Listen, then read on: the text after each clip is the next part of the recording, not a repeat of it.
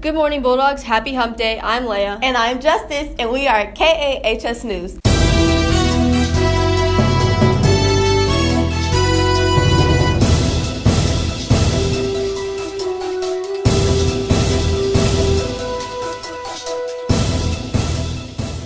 This is an action-packed show, and we don't want you to miss out on any of it, so let's get straight to it. To start, we have an example of the harsh realities some students may face. Bullying. Yeah, and this Tennessee boy overcame his challenges on set through bullying with the help of the University of Tennessee. Take a look. A Florida boy who was bullied for his homemade University of Tennessee shirt has been offered a 4-year scholarship to UT. Last week in elementary school participated in College Color Day, where you could wear the color of your favorite college to school to show school spirit. The student notified his teacher that he wants to represent University of Tennessee but doesn't have a UT shirt. The teacher said to him that he can wear an orange plain shirt. His teacher was astonished of how he took his plain orange shirt to the next level by making his own UT label for his shirt. Moments later during lunch, he was bullied for his shirt by a group of students that made him feel hurt.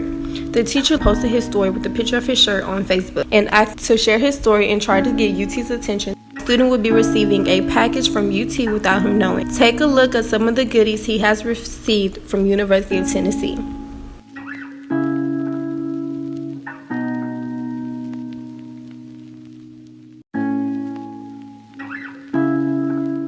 Wow, make sure to always be courteous, Bulldogs. Be the example. Just like these students who hold the presidential positions in these clubs. So I told you to do a president spotlight. So that's me.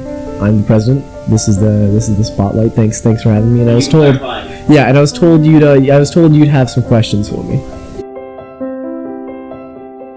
Hi, my name is Tristan Downey. I'm the president of Austin High School's Dungeons and Dragons Club.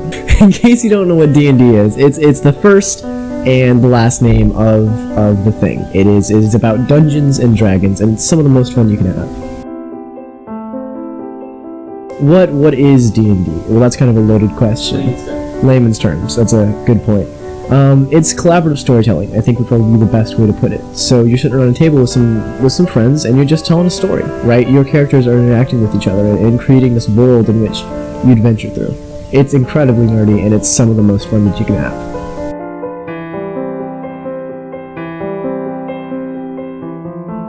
Well, that requires a little bit of story. Back in 7th grade, right? At Bowling, Iago Junior High, if you guys know where that is. I was sitting around a lunch table with some of my friends, and I was just like, "Hey guys, let's play D&D." And anybody who's ever endeavored to try to learn D&D know that it's an absolute monster of a game. And so we're really just like sitting around and talking to each other with broken characters. But some of my fondest memories come from like those first sessions of just learning how the game works, right? And Aiden, one of the kids I played with, is one of my closest friends to this day. So D&D has really just been a way to meet new people and, join together with friends. Well, I mean, Austin's really competitively minded, whether it be through like our marching team or the AP classes. It's kind of insane how much stress the students put on themselves. And if I can just provide a place for students to have a good time, to not relax, but to enjoy just a set of time with their friends, it would mean the world to me. Because honestly, it's the way I have the most fun, and if I can provide that experience for other people, that would make me happy.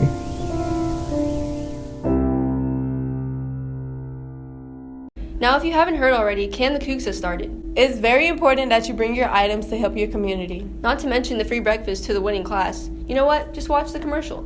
It's that time of the year. We're so glad Can the Cougs is finally here. We're your 2019-2020 pals. Woo! Some things that we recommend bringing are cans and Ramen. Celeste, what are you doing? You can also bring a toothbrush or other non-perishable items. We will start collecting cans on October 2nd, every Wednesday and Friday after school. So please bring in your cans, and the last day to bring them will be October 22nd. Make sure you come out to the Can the Cougs themed football game on October 24th. Hey Kempner, you want this? That's too bad, because Austin's all into Can the Cougs! Another thing to address about the school is campus food delivery services. Some KAHS News members are here to inform you. Hey Bulldogs, let's say you're really hungry but you didn't pack a lunch, so you think the next best thing is to order from online. Here's what would happen. Homie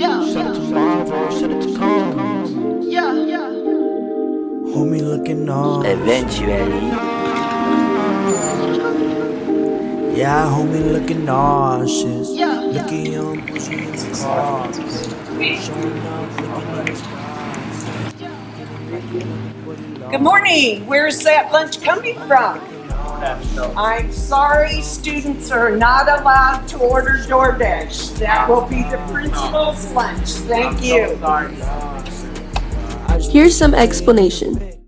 The reason we don't allow any food deliveries like Uber Eats or DoorDash is because of safety. Now, I know that seems kind of odd to say safety, but here's the reason why. So I can trust a parent or a guardian or any family member to bring food for you, to you, safely, okay? But I don't know who those folks are that are delivering food from Uber Eats or DoorDash, and who knows what they may do from the time they pick it up to the time that they deliver it. So typically, they'll drop it off at the table, and Miss Weirs, everybody knows Miss Weirs. She does a good job of kind of policing that whole process.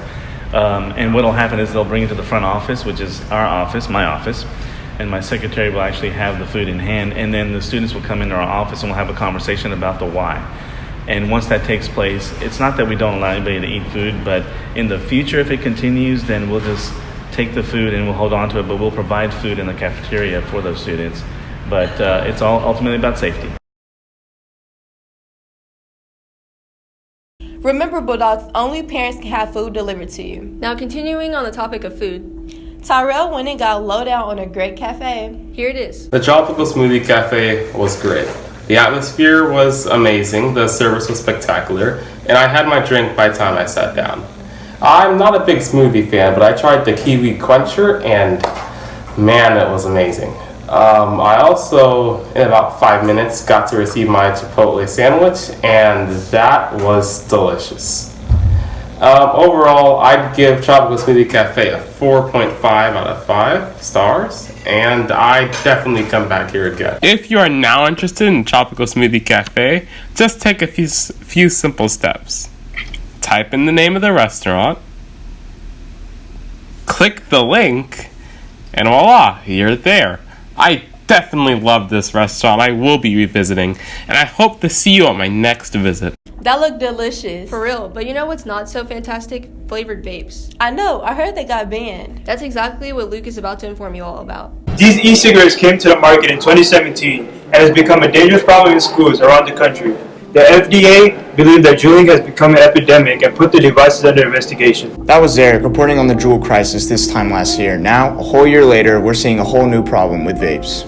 The Food and Drug Administration will be creating guidelines to remove any and all flavored vapes from the market, excluding the tobacco flavor. Most of these products contain colorless chemicals like propylene glycol or vegetable glycerin, which were fine as food additives, but they were never studied in the use of vapor. Unfortunately, there's already been 6 deaths and 450 other cases in 33 different states, and they continue to add on as the months go. Most of the deadly cases have come from buying the vapes on the street, especially when the juice that they use has THC in it. THC is a cannabis extract that acts a lot like weed, activating the brain's reward system and giving the user a measurable high. Although the legal age is 18, 1 in 5 high schoolers have tried vape, and 80% of them are saying they enjoy it because of the flavors they provide. This is the main reasoning for banning the flavors, but will that really stop the people that are already hooked? I guess we'll have to see. Health officials have urged teens to stop using the products, especially if they're having trouble breathing or chest pain after using vapes. Remember, Bulldogs, it's not worth it. Going off of that, fellow NFL player Antonio Brown has released some interesting information to the league. Grant is here to tell you about that.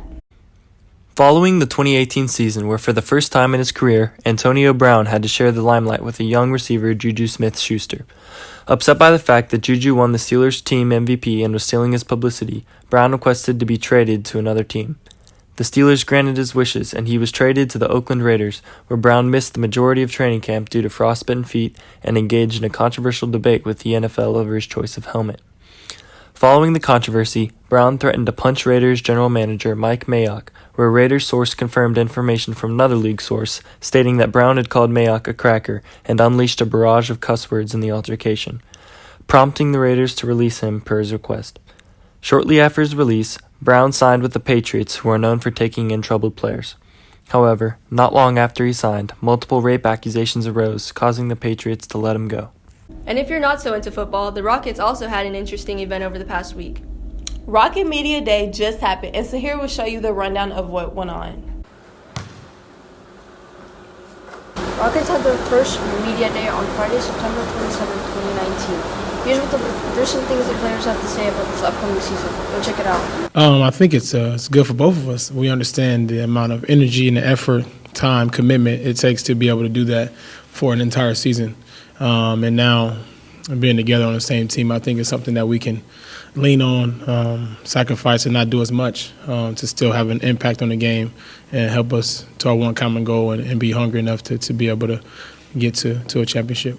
Coach gives me confidence and he gives Russ confidence, but you hear that's what coaches are supposed to do. They're supposed to give their best players confidence. Well, Coach gives the 14th and 15th player that same confidence that he gives me and Russ. And you don't find that often. I don't care if it's NBA, I don't care if it's college, I don't care if it's high school. Like, you don't find that coach that gives that player confidence. Well, when you get in the game, or this is when you're checking in the game, be ready to go, and this is what I need you to do out there, and just do it to the best of your ability, and I got your back. Like, he gives you that confidence to where you're like, okay, I'm going to go out there and I'm going to just play free. Because, most of the time you're out there, if I make one mistake, I'm going to come out the game and coach is going to take me out. I'm like, nah, coach, he gives you that confidence to where if you make a mistake, so what? What's next? Let's get it back. Next possession. And right there, that right there shows you that he's here for the long haul. That sounds really fun and exciting. Now remember, Bulldogs, the first Rockets game will be on October 24th against the Milwaukee Bucks at the Toyota Center. H-Town to let down. That wraps up the show this week, Bulldogs. Have an amazing Wednesday, and don't forget, we are all in for Austin.